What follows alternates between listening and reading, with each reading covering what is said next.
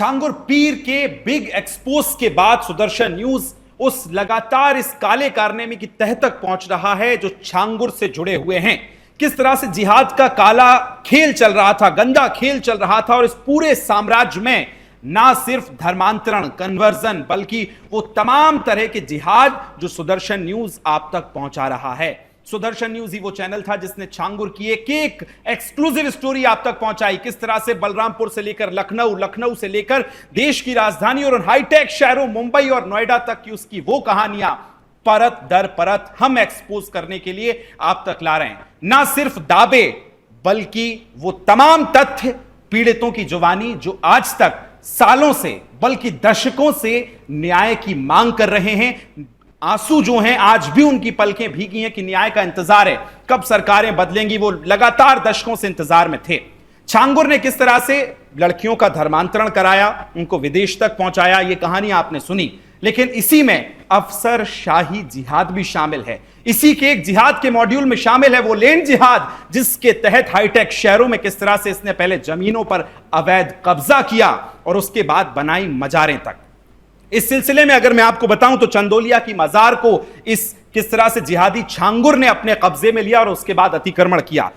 हाजी अली मुंबई, बरसोबा मुंबई, और उसके बाद एक नया खुलासा हम करने जा रहे हैं। इसका नाम है 9 गजा पीर, जो कि दादरी नोएडा, जी हां, उसी हाईटेक नोएडा में जो दिल्ली से राष्ट्रीय राजधानी से लगा हुआ है, एनसीआर के नोएडा में भी इस छांगुर पीर का कनेक्शन निकला है और लैंड जिहाद की एक बड़ी स्टोरी निकली है।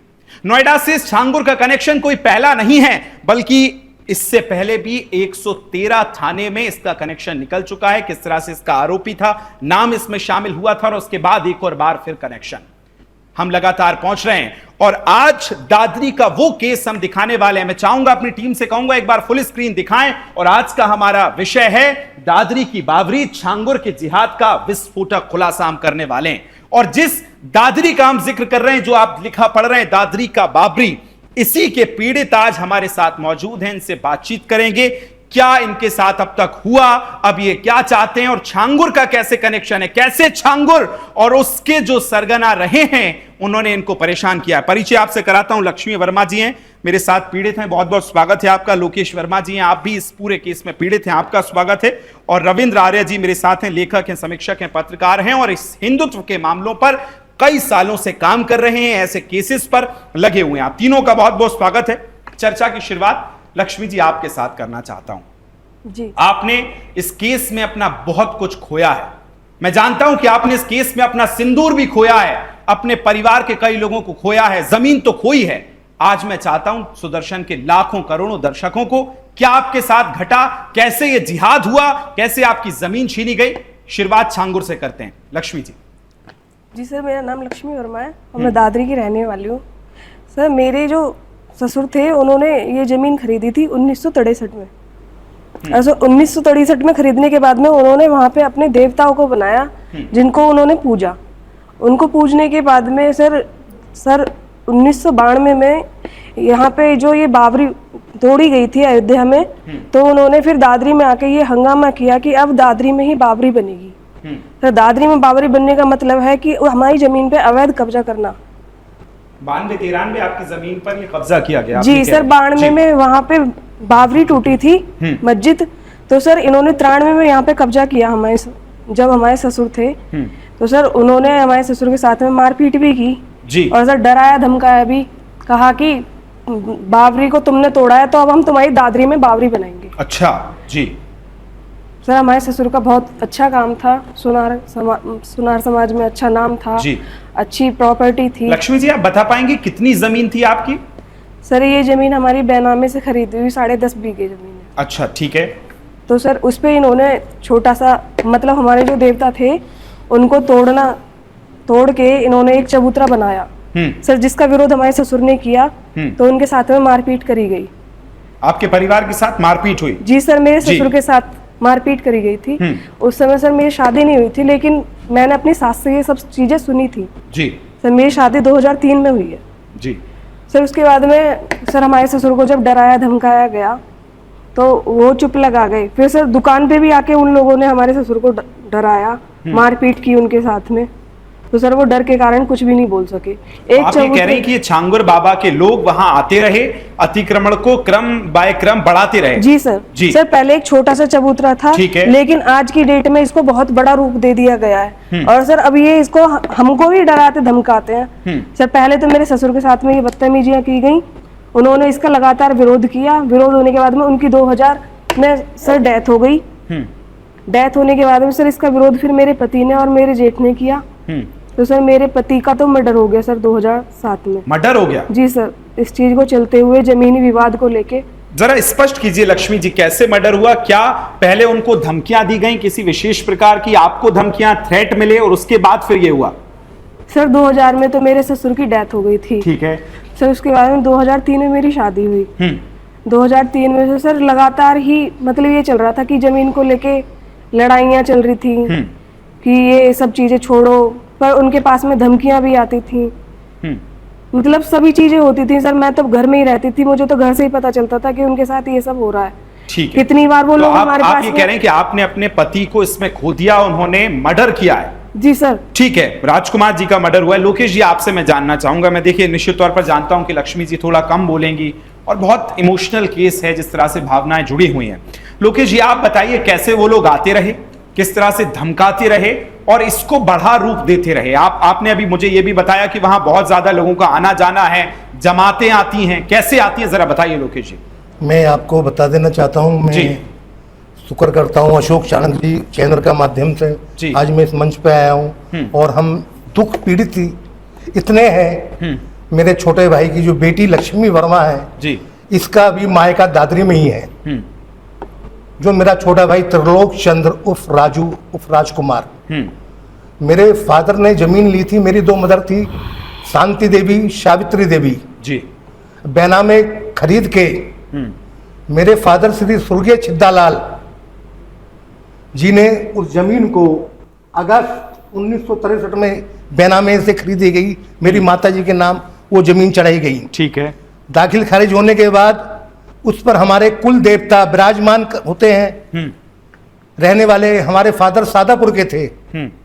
उन्होंने देवताओं को विराजमान करके ये प्रतिक्रिया हमारे देवताओं के त्योहार, मंगल, होली, दिवाली सब पर आयोजन हुआ करता था। जी। भंडारा हुआ करता था। अच्छा। उसी धोम मानिकपुर दादरी विधानसभा, मैं आपको अभी बताता हूं, उसके अंदर यहाँ पर ये जमीन 10.5 बीघे समथिंग जमीन थी टोटल, जिसमें एक कवर से पहले 2 पानी के मटके रखे हुए थे। इसके अंदर जो मौलाना बने हुए हैं अब, उससे पहले खिचड़ू मल खाते रहने वाले धोम के थे। जहां मेरी जमीन है उस जमीन से 2 किलोमीटर अंदर जाकर आबादी धूम पड़ता है, जिसका थाना बादलपुर लगता है। उसके बाद हमारे यहाँ बाणमे में आदरणीय कल्याण सिंह जी की सरकार थी, अयोध्या में बाबरी मस्जिद ध्वस्त हो गई। उसके बाद 93 के अंदर मेरे पिताजी देखा करते थे खेतीबाड़ी, हम बहुत छोटे थे, मेरा छोटा भाई था। उसके बाद उन्होंने उस चौतरे पे जो देवता बने हुए थे वो सारे तोड़ दिए, ध्वस्त कर दिए गए और ये कहा गया कि नहीं, बाबरी मां नहीं, यह दादरी बनेगी। और उसके बाद हाथापाई की कुछ ऐसा। अच्छा। आप बता रहे हैं कि आपके देवता थे, वहां पूजा होती थी, भंडारा होता था, इसलिए उस स्थान को चुना गया। उस स्थान को इसलिए चुना गया, ठीक है। और वहां पर पानी के मटके रखे रहते थे। हाँ, क्योंकि यहाँ हड़ड़ चलती थी पहले, उसका पानी जाता था और लोग पानी पिया करते थे। उस दौरान के अंदर अपने सब पे बैलगाड़ियां हुआ करती थी, सब पे तांगे हुआ करते थे, तो वहां पानी पियाया करते थे ये जो इनके खचड़ूमल हैं। ठीक है। तो आपने उनको रोकने का प्रयास नहीं किया जब आपके देवता को वहां से हटाया जा रहा था, तोड़ा जा रहा था वो मंदिर का स्थान, पूजा का स्थान? तो वो उस टाइम पे हमने करा तो सरकार बदल गई और उसका हमारी कोई सुनवाई नहीं हुई गई। हमारे पिताजी पे जानलेवा हमला किया गया। 93 का वक्त है? 93 में जी, समाजवादी पार्टी की जी। ठीक है जी, बताइए। उसके बाद 95-96 में ऐसे चलता रहा। हमारे फादर हार्ट पेशेंट थे, उनको अटैक आया और वो इस बीमारी से पीड़ित हो गए। ठीक है। माइंडली हमको परेशान किया गया, कोई हमारी सुनवाई नहीं गई। हम आंखों ही आंखों में आंसू पीते रहे। अपने इस दुख की घड़ी को, अपने समय को काटते रहे और प्रभु को याद करते रहे, कभी हमारा भी समय आएगा। वो लोगों ने धीरे धीरे करके इसको एक चौंतरे का रूप दिया।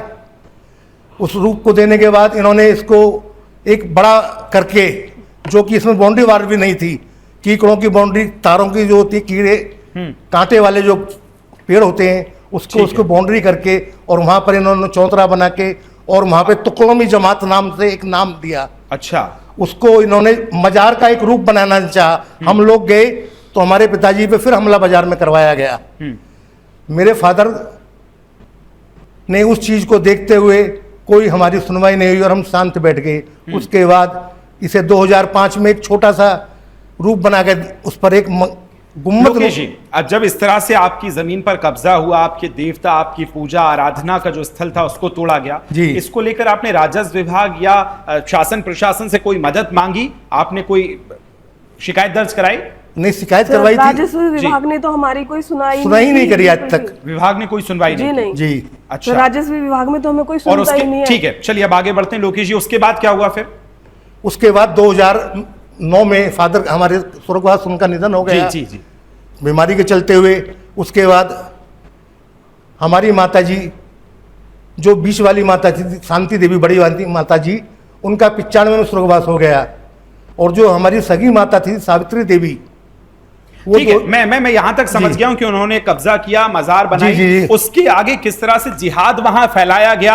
आप बता रहे हैं जमातें आई गई हैं। अब मेरे साथ देखिए रविंद्र आर्या जी हैं, जो लेखक, समीक्षक हैं, पत्रकार हैं और इस चीजों पर, हिंदुत्व के इन मुद्दों पर कई सालों से काम कर रहे हैं। रविंद्र जी, आपको कैसे इस केस के बारे में पता चला, और ये छांगुर का मॉड्यूल जो वहां एक्टिव है उसके बारे में जरा विस्तार से बताइए। जी, मैंने सबसे पहले सिक्योरिटी रीजन के हिसाब से मैंने वहां पर एक पोर्टल होता है आपका उत्तर प्रदेश में, उसमें मैंने डाला था। ठीक है। तो उसमें डालने के बाद क्या हुआ, मेरे को लगा ये सिक्योरिटी, क्यों मैंने ये मुद्दा उठाया, क्योंकि वहां पर एक एयरपोर्ट है करीब 2 किलोमीटर दूर। जो एयरपोर्ट है उसे दादरी एयरपोर्ट बोलते हैं। तो उसके पास मैंने देखा, मुझे किसी से इनपुट मिला बिजली घर से, वहां पे उसके सामने एक बिजली घर है। अच्छा। तो बिजली घर से इनपुट मिला कि यहाँ पे तबलीगी जमात के लोग आते हैं, वो रात को यहाँ रुकते हैं, और कुछ फल वाले जो हाईवे पे वहां पे फल लगाते थे वो भी रात को वहां रुकते थे। अच्छा। मतलब संदिग्ध लोग देखे जाते थे अक्सर। तो मुझे करीब ये 3-4 महीने से इनपुट मिल रहा था। तो मैंने सोचा कब इसका मैं रिसर्च करूं, तो मैंने किया। तो उसके बाद मैंने उसका पोर्टल में डालने के बाद मैंने एक न्यूज़पेपर में पूरे नॉर्थ इंडिया में वो सर्कुलेट कर दिया। वो सर्कुलेट करने के बाद वहां पर काफी लोगों को पता लगा वहां पर। तो वो जो तबलीगी जमात आती थी ना, वो तबलीगी जमात आती है कायदे में देवबंदी फॉर्मेट पे। देखो, देवबंदी फॉर्मेट का जो होता है वो तो तबलीगी जमात का होता है। तो जब वहां पर ये बरेलवी वाला फॉर्मेट है, जो बरेलवी फॉर्मेट होता है वो सूफियाना वाला होता है, जिसमें हिंदू मुस्लिम दोनों आते हैं। जब ये दोनों आते हैं तो ये चीज दोनों का आपस में, जैसे शिया सुन्नी में रहता है ना, इस तरीके से इन दोनों में वो अल्लाह को मानते हैं और वो मानते हैं मतलब एक मजार को, एक किसी भी काल्पनिक को चीज को बना देते हैं वो लैंड जिहाद के तहत कि ये हमें जमीन घेरनी है, और अपने बाबा को बैठा के तो छांगुर वहां पर आता था। छांगुर, ये पीर छांगुर नहीं, छांगुर की जो इन्फॉर्मेशन है वो इनके पास है। इन्होंने 3 साल पहले वहां कभी देखा था। हाँ। और कोई लड़की थी, मेरे ख्याल से कुछ नाम बताया था उन्होंने, आशा। जी, अगर लोकेश या लक्ष्मी जी आप जो भी बताना चाहें बताइए। छांगुर को आपने देखा है, कैसे आता था, क्या सर, करता ये था? हमने अपने मतलब एरिया में नाम सुना है इसका, ये वहाँ पे आता है, और इसके साथ में एक लड़की भी रहती है जिसका नाम आशा है। ठीक है, जरा मैं अपनी टीम से चाहूंगा अगर फुल फ्रेम हम दे सकते हैं तो दे दीजिए एक बार जरा। और ये जो तस्वीर है, हम आपसे ये पूछेंगे कि ये जो छांगुर बाबा की तस्वीर आपको नजर आ रही है, आपने इसको वहां आते देखा है? ये जो सफेद दाढ़ी में दिख रहा है ये आता था, और जो आप महिलाओं का बता रही, महिलाएं भी आती थी? जी सर। बताइए सर, वहाँ पे देखा गया है ये, सर देखा गया है, देखा गया है जी वहां पर। अच्छा। और उनके साथ और भी महिला आती थी, और एक सुंदर सी महिला थी जिसके वहां बच्चे करे थे, और ये भी आशा करके बुला रहे थे।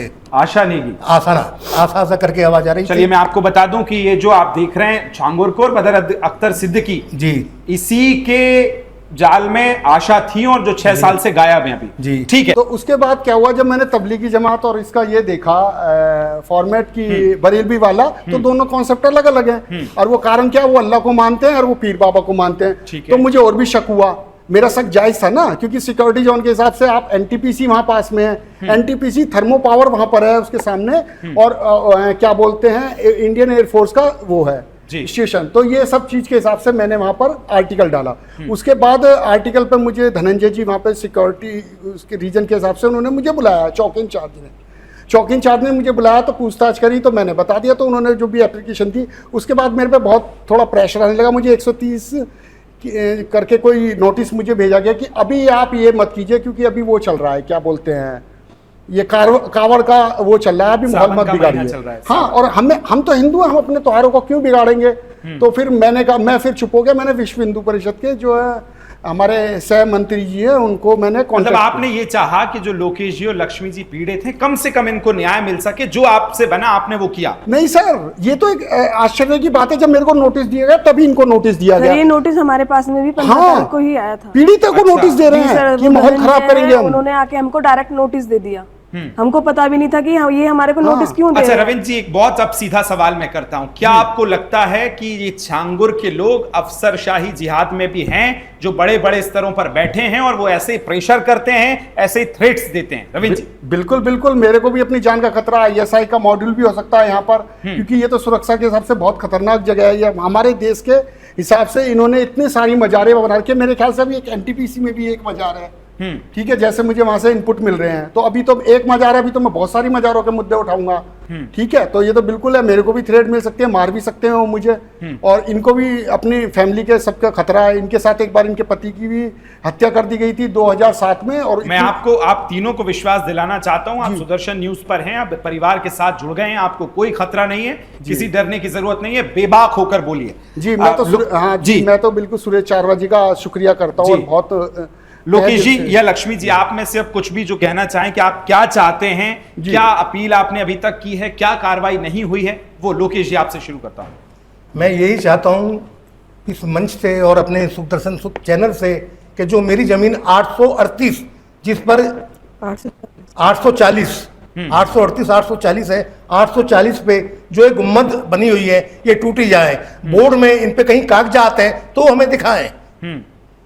और यहाँ पर गतिविधियां गलत होती हैं, यहाँ कभी उनके जमात आती हैं, कभी यहाँ पर भंडारे लग रहे हैं, हिंदू लोग खूब आते हैं। आप ये कहना चाह रहे हैं वो जमात में जो लोग आ रहे हैं वो इस मस्जिद मजार के अंदर क्या कर रहे हैं किसी को नहीं पता? नहीं जी, वो आतंकवादी गतिविधि भी हो सकती है जी सर। यहाँ धर्म परिवर्तन भी करवाया जा रहा है। अच्छा, हिंदुओं कैसे को मोमडन जरा नहीं बनवाया लक्ष्मी जी जा रहा है। बताइए कैसे हो रहा है, सर? क्या यहाँ पे मोमडन से ज्यादा सर यहाँ पे हिंदू लेडीज ही देखी गई हैं। हाँ, 10 साल लेडीज का आती हैं प्रोग्राम है। हाँ बताइए। और यहाँ पे सर 2 सिख लड़कियों को भी देखा गया था। सिख लड़कियों को भी? जी, तो आप ये कह रहे हैं कि हिंदू लड़कियां वहां जाती सर हैं? इन लोगों ने तो हम पे भी प्रेशर बनाया था कि तुम भी अपना धर्म परिवर्तन कर लो। अगर हम क्यों कर लें अपना धर्म परिवर्तन? अच्छा, हम तो हिंदू हैं, हम हिंदू हैं, हम अपना धर्म परिवर्तन क्यों करें? आपको डराया गया, धमकाया गया? ये कहा कि क्या हुआ लक्ष्मी जी? देखिए मैं चाहता हूं कि तुम अपनी जमीन बेच के हमें दे जाओ और तुम यहाँ से गाजियाबाद चले जाओ, हम तुम्हें गाजियाबाद दिला देते हैं, या तुम यहाँ से दिल्ली चले जाओ। और इन्होंने एक बॉम्बे में भी जमीन खरीदी हुई है, उसका नाम मेरे को ध्यान नहीं आ रहा है। तो सर हमारे साथ में तो बहुत वो किया जा रहा है। अच्छा, पैसों का भी ऑफर दिया आपको कि जगह छोड़ दीजिए? जी, जगह छोड़ दीजिए और चले जाइए यहाँ से। सर मैं बहुत पीड़ित हूँ और मेरी 2003 में शादी हुई थी, तब मेरी उम्र 17 साल थी। 17 साल के बाद में 2003 में शादी होने के बाद 2007 में मेरे सिंदूर को उजाड़ दिया गया, जिसका उसका रेलवे ट्रैक पे नाम लिख दिया गया कि इन्होंने रेलवे ट्रैक से वो करी है। देखिए बिल्कुल मैं जानता हूं आप भावुक हो रहे हैं और ये पल जो है वाकई भावुक करता है, क्योंकि आपने अपनों को खोला है, आपने अपने भाई को खोया है, किसी ने अपना सुहाग छीना है।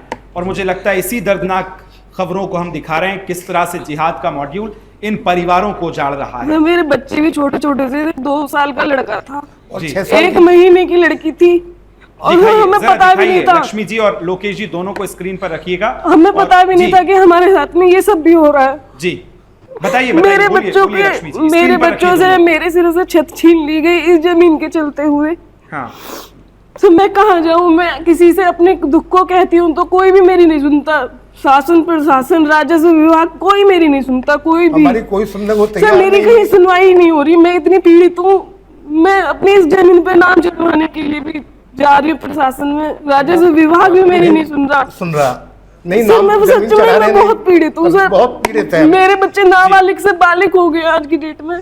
7 साल से मैं रेगुलर कोर्ट चक्कर काट रही हूँ, तहसील के चक्कर काट रही हूँ। सर सारे अधिकारी बिके हुए हैं, वो मेरा एक कागज बनाने के भी मुझसे पैसे मांगते हैं। अच्छा, तो आप ये कह रही हैं कि इस पूरे सिस्टम में वो अधिकारी जो अफसरशाही का शिकार हैं, जो इन जिहादियों सर, का मुझे- कहीं ना कहीं सपोर्ट कर रहे हैं। सर जिहादियों को सपोर्ट कर रहे हैं सर, मैं बिल्कुल कह सकती हूँ सर। अच्छा। राजस्व विभाग बिल्कुल सपोर्ट कर रहा है सर। सर पिछले पूर्व में रहे सारे राजस्व विभाग के अधिकारी, जिसमें ओम प्रकाश पासवान है, आलोक है, ठीक है, विवेकानंद लोकेश जी- है, लोकेश जी, प्रीति आप बालियान है। बोलना चाहें तो। मैं ये कहना चाह रहा हूँ, मैं जानता हूं आप बहुत भावुक हो तो रहे मेरा हैं। छोटा भाई का बेटा है जी। रुद्र, जो पढ़ रहा है, वो यहाँ रहता भी नहीं है, उसका भी नाम लिखवा दिया गया धारा 135 में।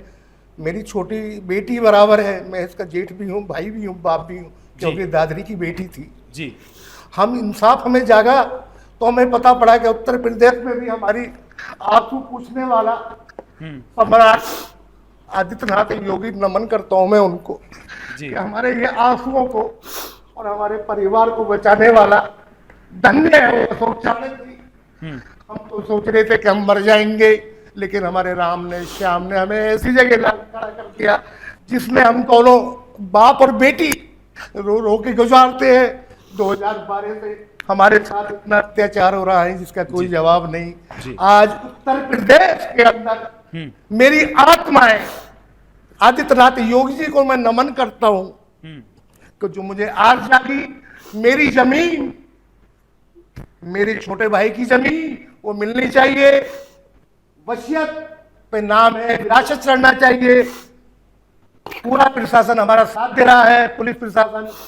अब हमें उम्मीद है, और मंच के माध्यम से बता देना चाहता हूं कि यहाँ जो गतिविधियां हो रही हैं वो बहुत बड़ी गतिविधियां हो रही हैं। जो मेरे भाई रविंद्र आर्य हैं, इन्होंने उस चीज को हमें दिखाया, परमात्मा ने, योगी नाथ जी को मैं नमन करता हूं, और दिल्ली में मोदी जी को, कि जिन्होंने दादरी का ये बीड़ा सत्य का उठाया। योगी नाथ जी को मैं हृदय से अपने परिवार की ओर से एक भगवान के रूप में मैं उनको देखता हूं। ठीक है लक्ष्मी जी, आप ये अपील भी करना चाहेंगी, जिस तरह से आपने बच्चियों का जिक्र किया, हिंदू बच्चियों का जिक्र किया, क्या अभी भी कई सारी बच्चियां, लड़कियां हैं जो इसका शिकार हो रही हैं, अपनी जिंदगी से हाथ खो रही हैं? योगी जी का नारा है कि बेटी पढ़ाओ बेटी बचाओ। सर जब आपके विभाग में भी रह के बेटियों के साथ में ये नाइंसाफी होगी तो सर आपके नारे का क्या होगा? जी, मुझे तो बस ये बता दो सर, मैं भी किसी की बेटी हूँ, किसी की बहू हूँ, अब मेरे साथ में ये सब हो रहा है, मैं कहाँ जाके अपनी गुहार लगाऊं? बहन जी, सर मैंने कितनी बार जी, आत्मदाह करने की कोशिश की है कि मैं मर ही क्यों ना जाऊं, ऐसी से तो आत्मदाह के लिए 5 तारीख को पहुंच गई पेट्रोल लेके एसडीएम साहब के यहाँ पे। हम उन चीजों तक पहुंचाती है जिसकी वो राह देख रहे हैं। रविंद्र जी, मैं आपको भी बहुत बहुत सैल्यूट करता हूं कि आप ऐसे परिवारों के साथ खड़े हैं, आपने हिम्मत दिखाई है, आप उन तमाम हिंदुओं के लिए एक रोल मॉडल बने हैं जो अपने पीड़ित हिंदू भाइयों के लिए, परिवारों के लिए खड़े हैं। रविंद्र जी, अब मेरा आपसे सवाल कि ऐसे कितनी हिंदू बच्चियां इस छांगुर के जाल में होंगी, ऐसे कितने परिवार जिन्हें अपने घर से भगाने की धमकियां दी जा रही हैं, शहर छोड़ने की, क्या क्या केस स्टडी आपने देखी है, जरा बताइए इस छांगुर के जी खिलाफ। मैंने तो अभी टीवी में देखा, एक्सपोज हुआ, वैसे मैं नेपाल बॉर्डर भी रहा हूँ, मैंने वहाँ भी देखा, वहाँ की बहुत बुरी स्थिति है नेपाल की। वहाँ पे तो खुद वहाँ पर प्रचार करते हुए मुस्लिमों को मैंने देखा है, क्योंकि मैं 2 साल पूरा ये कोरोना टाइम में वहीं था।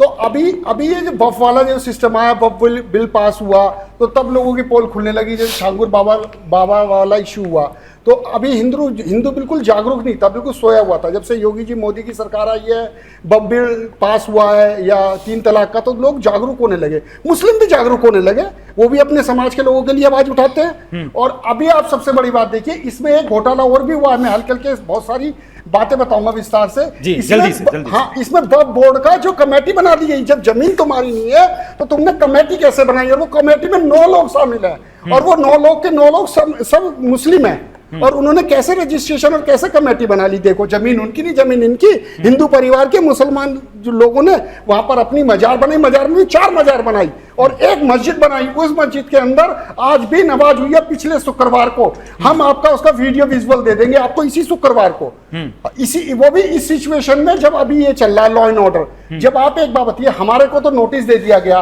कि अभी आप ये कोई भी एक्टिविटी या हिंदू संगठन को नहीं जोड़ेंगे, क्योंकि काबर का माहौल है। ये तो हम वैसे भी बेवकूफ़ी नहीं करेंगे, क्योंकि हमारा हिंदू का त्योहार, हम अपने त्योहार को क्यों बिगाड़ेंगे? वाकई। और हाँ। जी चलिए ठीक है, आपने देखिए इस केस में किस तरह से देखा, लक्ष्मी जी बहुत को सारे सुना, पहलू। लोकेश जी को सुना, रविंद्र जी को सुना, जी। और इस शो में आपने 4 से 5 जिहाद की खबरें सुनी। सबसे पहले लैंड जिहाद जो इनकी जमीन पर हुआ, इनको धमकाया गया, डराया गया, जिहाद जो किया जा रहा है वो देखा, कन्वर्जन और आपने धर्मांतरण के लक्ष्मी जी से केस सुने और इन तमाम केसों पर स्टडी कर रहे हैं रविंद्र जी, आपने इनकी भी कहानियां सुनी है। समय की अपनी सीमाएं हैं, लेकिन सुदर्शन न्यूज ने यह प्रण किया है और लक्ष्मी जी मैं आपको आश्वस्त करना चाहता हूं, आपको बिल्कुल आत्मदाह करने की कोशिश नहीं है। सुदर्शन न्यूज आपके साथ हर समय खड़ा रहेगा जब तक आपको न्याय नहीं मिलता। आज के इस खास कार्यक्रम में फिलहाल इतना ही। सुदर्शन न्यूज ने इस छांगुर के तमाम जितने भी शहरों में खबरें हमें मिलेंगी, हमारी इन्वेस्टिगेशन टीम लगातार काम कर रही है। आपको भी इस छांगुर से जुड़ा कुछ किसी भी जिहाद का अगर एक भी सूत्र मिलता है तो हम तक पहुंचाइए, हम आपको दिखाएंगे। इस खास कार्यक्रम में फिलहाल इतना ही। मुझे और मेरी पूरी टीम को दीजिए अनुमति। नमस्कार।